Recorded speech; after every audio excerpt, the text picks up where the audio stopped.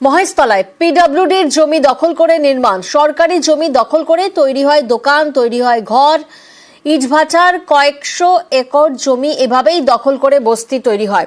13ই জানুয়ারি এই খবর আমরা দেখাই, দেখুন একবার ছবিটা। মহেশতলার পিডব্লিউডির জমি দখল করে কিভাবে দেখুন নির্মাণ হয়েছে, দোকান হয়েছে, ঘর হয়েছে, একেবারে কয়েকশো একর জমি দখল করে একটা রীতিমতো বস্তি তৈরি হয়। আর এই খবর 13ই জানুয়ারি আমরা দেখানোর পর নিউজ 18 বাংলার খবরে জের ভাঙা হলো সরকারি জমি দখল করে তৈরি দোকান ঘর। খবর দেখানোর পরই উদ্যোগ প্রশাসনের, যে ছবি এই মুহূর্তে আপনারা দেখছেন নিউজ 18 বাংলায় 13ই জানুয়ারি এই খবর দেখানো হয় এবং তারপরে প্রশাসনিক তৎপরতা নজরে আসে, দোকান ঘর ভাঙা হয়। নির্মাণ ভাঙার নির্দেশ দেয় মহেশতলা পুরসভা, নির্দেশ পেয়েই ভাঙা হয় বেআইনি নির্মাণ।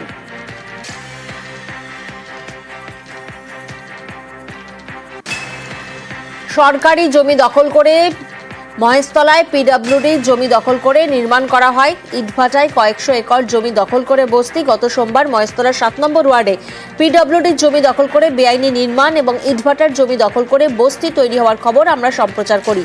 আর এরপরই নড়ে চড়ে বসল প্রশাসন। মহেশতলা পৌরসভারই 7 নম্বর ওয়ার্ডে আকরা পুরাতন বাজারের কাছেই রাস্তার ধারে এভাবেই নতুন দোকান ঘর গড়ে উঠেছিল পিডব্লিউডির জমি দখল করে। প্রতিনিধি সমীর এই মুহূর্তে আমাদের সঙ্গে রয়েছেন। সমীর, আমরা দেখেছি মুখ্যমন্ত্রী মমতা বন্দ্যোপাধ্যায় বারবার কড়া বার্তা দিয়েছেন সরকারি জমি দখল না করার, এবং তারপরও সেই ছবিটা মহেশতলা পুরসভায় দেখা যায়। 13ই জানুয়ারি যদি আমরা এই খবর সম্প্রচার না করতাম বা আমরা এই খবর না দেখাতাম, তাহলে কি প্রশাসনের এই তৎপরতা নজরে আসতো?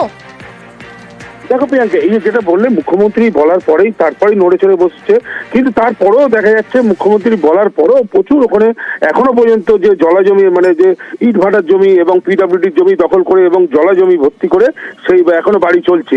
এবং তারপরে আমরা সেই খবর সম্প্রচার করার পরেই তারপরেই প্রশাসন থেকে যে পৌরসভা থেকে নোটিশ পাঠানো হয়েছিল, তার আগে যে রাস্তার উপরে তিনটে একদম পিডব্লিউডির রাস্তা, তার রাস্তার পাশেই তিনটে দোকান করে দেয়, একদম দোকান করে বসেছিল। তারপরে পিডব্লিউডি চিঠি দেয়, চিঠি দেওয়ার পরেই যখন পিডব্লিউডি কালই যখন ভাঙতে যায়, তখন ভাঙার আগেই যে কর্মী, যে ওখানকার স্থানীয় যে লোক আছে, যে দোকানটা করেছিল সেই দোকানগুলো নিজেই ভেঙে দেয়। কেন এরকম যদি না ভাঙে, নিজে না ভাঙে না, তাহলে পৌরসভা যখন ভেঙে দেবে তার কিছু বাঁচবে না, তার একদম পুরো বুলডোজার দিয়ে গুড়িয়ে দেবে। কিন্তু এই পাশাপাশি যখন এই তিনটে দোকান নিজেই ভেঙে নিল, তাহলে এখনো প্রচুর ওখানে যে ঘর বাড়ি রয়েছে যেগুলো দখল করে পিডব্লিউডির ওপরে রয়েছে, এখন প্রশাসনের নজর সেই দিকে আছে, তখন ওই গুলো ভাঙা হবে বলে জানা যাচ্ছে। বেশ,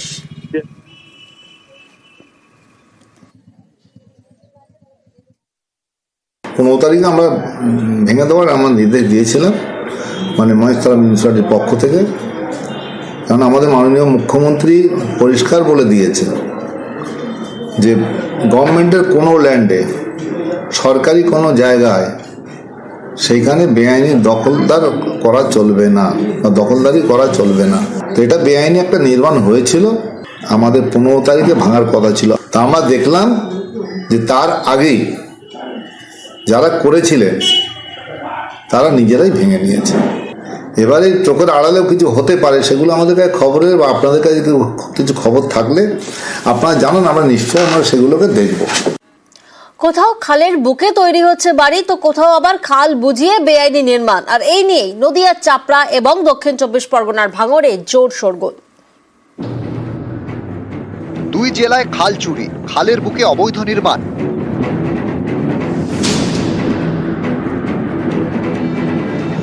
নদিয়ার চাপড়ার কলিঙ্গ পঞ্চায়েত, এখানেই পটিয়া গ্রামে গা ঘেঁষে বয়ে গিয়েছে কলিঙ্গ খাল। এই খালের বুকেই তৈরি হচ্ছে বাড়ি। খাল চুরির এমনই চাঞ্চল্যকর অভিযোগ স্থানীয় এক ব্যক্তির বিরুদ্ধে। এ নিয়ে পঞ্চায়েত প্রধানের দাবি, তার নিষেধকে উপেক্ষা করে চলছে বাড়ি তৈরির কাজ। বারবার প্রশাসনে বিভিন্ন স্তরে জানিয়েও লাভ হয়নি বলে অভিযোগ। পটিয়া গ্রামের বাসিন্দারা আমার কাছে অভিযোগ জানায়, একটা খাস সম্পত্তি এবং ফিশারি জায়গায় ঘর করছে, ওনারা তা শুনিনি, ওনারা ঘর জোর করেই করছে। তার জন্যে আমি BDO office, BLR office, SDO, DM এবং ফিশারি দপ্তরকে জানানো সত্ত্বেও সরকারি প্রশাসন থেকে আমার এই অভিযোগের কোনো কর্ণপাত করেনি এবং প্রশাসন কোনো কাজ করেনি। আউশ জমি আছে কিনা আমি জানি না, খেসারি ঠিক আছে, এখন কতক্ষণ খেসারি আছে আমি বলতে পারবো না। আমার বাপ এখানে 1.5 বিঘা সম্পত্তি কিনেছে, আপনি ঘর করার সময় মেপে করেছিলেন? না, আমি তখন বিদেশ ছিলাম। যখন অভিযোগের সম্বন্ধে বলেছে তখন আমি বাড়ি এসে মেপেছি। যদি ভাঙার নির্দেশ দেয়? ভেঙে দিতে হবে। অভিযোগটা আমি পেয়েছি এবং পাওয়া মাত্রই এটাকে বিএলআরও চাপড়া এবং বিডিও চাপড়াকে এটা নিয়ে এনকোয়ারি করতে দেওয়া হয়েছে। ওরা তদন্ত করে দেখুক, যদি সেটা মানে সাবস্ট্যান্সিয়েটেড হয় তাহলে আইনানুগ ব্যবস্থা নেওয়া হবে। ভাঙড়ের হাতিশালা এলাকার নিকাশির ক্ষেত্রে গুরুত্বপূর্ণ জিরানগাছা খাল। এই খালের নানা অংশে জবরদখলের অভিযোগ আগেই উঠেছে। এবার মেওতা 2 পঞ্চায়েত এলাকায় খালের বুকে নতুন করে বেআইনি নির্মাণ, খালের উপর রীতিমতো পিলার তুলে নির্মাণ। স্থানীয়দের দাবি, নির্মাণ কাজের জন্য গাড়ি গাড়ি মাটি পড়ছে, এর জন্য আরও মজে যাচ্ছে খাল। এলাকাবাসীর অভিযোগের আঙুল স্থানীয় এক শিক্ষকের দিকে, যদিও তিনি অভিযোগ মানতে নারাজ। ওটা আমি যথারীতি সরকারের কাছে দরখাস্ত করেছি। দরখাস্তের পরিপ্রেক্ষিতে আমাকে সেটা বাস্তু করা হয়েছে এবং সেই বাস্তুর উপরে আমি ঘর করছি। তারপর আমি সার্টিফিকেট পেয়েছি। সার্টিফিকেট পাওয়ার পরে আমি পঞ্চায়েত পারমিশনের কাছে গিয়েছি। পঞ্চায়েত তখন আমাকে পারমিশন দিয়েছে। ওই যে শিক্ষক খাল বুঝিয়ে বাড়ি তৈরি করছে, এর পিছনে কোনো না কোনো তৃণমূল নেতার হাত আছে, নাহলে ওনার অত সাহস হতো না। আর পশ্চিমবঙ্গে সবাই জানে তৃণমূলকে টাকা না দিলে কোনো অনৈতিক কাজ করা যায় না। শুধু খাল কেন, তৃণমূল আমলে মাতলা নদীও বিক্রি হয়ে গেছে। কিভাবে একটি খালের উপরে একটা আবাসন গড়ে উঠছে, তাহলে কি পুলিশ প্রশাসন এর সঙ্গে জড়িত, না প্রশাসন দেখতে পাচ্ছে না? আমরা খবর নিয়ে দেখলাম বেশ কয়েকটা কাজ হচ্ছে, তার মধ্যে কিছু পারমিশন আছে, কিছু পারমিশন নেই। সেগুলো আমরা খতিয়ে দেখছি, দেখে আমরা থানাকে জানাবো যাতে দ্রুত কাজটা বন্ধ হয়, সেটাই আমরা চেষ্টা করব। নিউজ 18 বাংলা। ইউনূস আমলে ঢাকা ইসলামাবাদের মাখো মাখো সম্পর্ক, এবার পাকিস্তানে বৈঠক দুদেশের সেনাপ্রধানের। এদিকে বিএনপি প্রধান খালেদা জিয়া ও তাঁর ছেলে তারেক রহমান দুজনকেই দুর্নীতির মামলা থেকে বেকসুর খালাস করা হলো।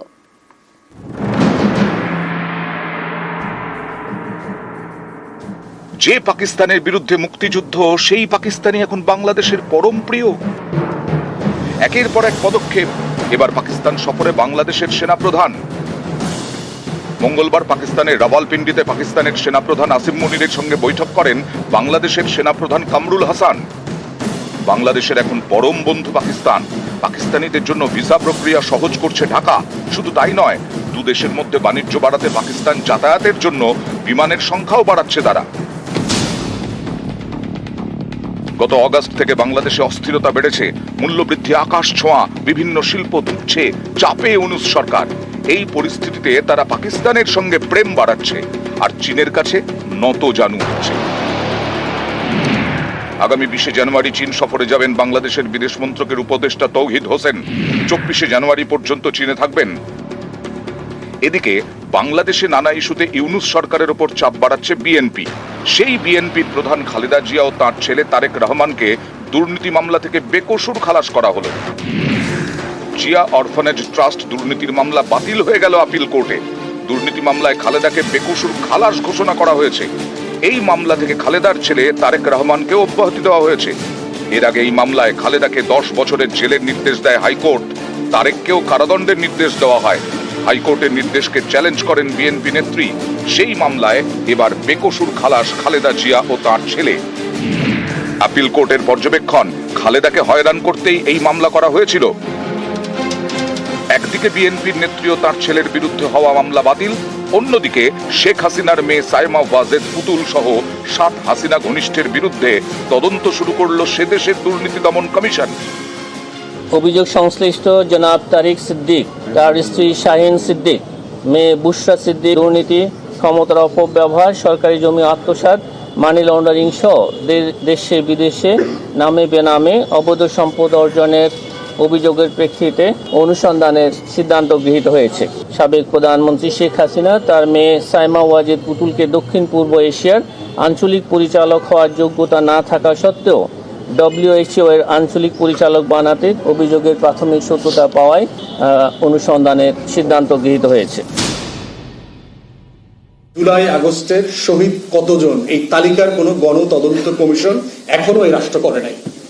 এইটা হচ্ছে এই অন্তর্বর্তীকালীন সরকারের যদি ফেইলিউর বলেন, অথবা ইগনোর করা বলেন, অথবা ডেলিভারিটলি এটা অ্যাভয়েড করা বলেন, কারণ অধিকাংশ উপদেষ্টা এই গণ অভ্যুত্থানের অংশীদার ছিলেন না। কোন জায়গা থেকে কোন কেরামতি কোন মোজেজার আলোকে ওনারা অনেকেই উপদেষ্টা হয়ে গেছেন। ৭১ নিয়ে যা যা হয়েছে, যা যা গল্প তৈরি হয়েছে, ঠিক একই রকম মিথ্যাচার গল্প নাটক এগুলো এখন ২৪ নিয়ে হওয়া শুরু হয়েছে।